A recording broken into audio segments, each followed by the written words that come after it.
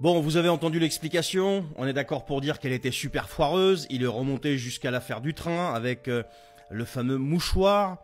On nous a expliqué à ce moment-là que c'était un mouchoir, que tous ceux qui pensaient le contraire c'était des ennemis de la République. Ensuite, il est remonté jusqu'à l'affaire Erdogan, quand il lui a tenu le doigt, quand il lui a serré le doigt pendant je sais pas combien de temps. Et là, il a dit que bon, c'était n'importe quoi, c'était juste une plaisanterie, bref, je sais pas ce qu'il a raconté. Tout de suite, aussi BFM s'était emparé, et ses comparses s'étaient emparés du sujet. Et là, il se passe ce qui se passe à la porte de l'avion, et il vient nous expliquer que non, c'était juste une... comment il appelait ça, une chamaillerie ou je sais pas quoi, comme ils font assez souvent. Voilà. Bon, moi je suis désolé, tu fais pas une chamaillerie comme ça alors que la porte de l'avion est prête à s'ouvrir et que tu es en train d'arriver à un voyage, je dirais officiel, tu vois.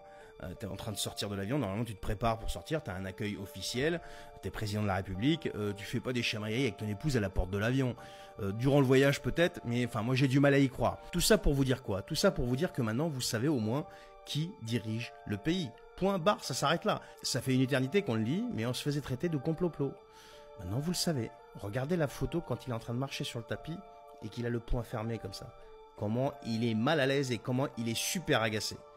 Et là, vous avez compris, il a été quand même vexé. Donc tu fais pas ça en fait quand tu es en train de te chamailler, en train de rigoler. Tu sors pas complètement vexé avec le poing serré et je sais pas quoi. Donc c'est juste un petit détail. Allez regarder, vous verrez. Donc voilà. Allez, bonne journée. Bon les amis, je sais pas pour vous, mais moi je suis complètement stupéfait par les déclarations de politiciens qui ont été au pouvoir, mais qui ont exercé un pouvoir quand même qui n'est pas négligeable, genre Premier ministre par exemple, pour ne citer que lui, et qui découvrent, enfin qui font mine de découvrir aujourd'hui l'état du pays. Édouard Philippe, déclaration pour Le Figaro.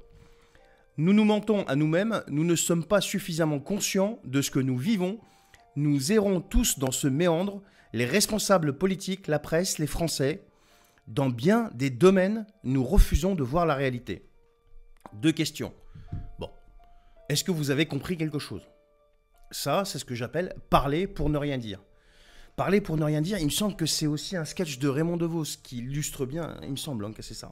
Corrigez-moi si je me trompe.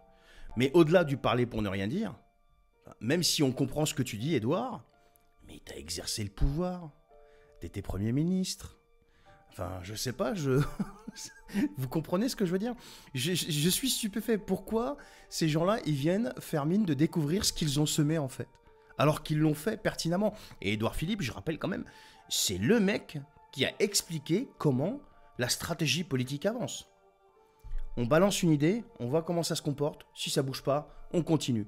Et on avance, et on avance, et on avance. Voilà. Et donc aujourd'hui, le mec, il vient faire mine de découvrir les conséquences de leur politique désastreuse et de leur comportement. Voilà. Moralité de l'histoire, il ne faut jamais croire un traître mot qui sort de leur bouche. Allez, bonne journée.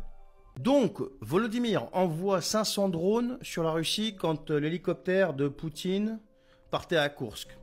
Donc, il y avait peut-être une tentative de. Mais en même temps, aujourd'hui, quand on regarde les informations, eh bien, on s'aperçoit quand même que le même Volodymyr propose une rencontre trilatérale entre lui, Vladimir et Donald. Est-ce qu'il ne serait pas contaminé par le en même temps d'Emmanuel Macron? Je sais pas, je vous pose la question, dites-le moi s'il vous plaît. Non mais le mec il essaie de le dégommer et après il lui propose une rencontre avec Donald Trump.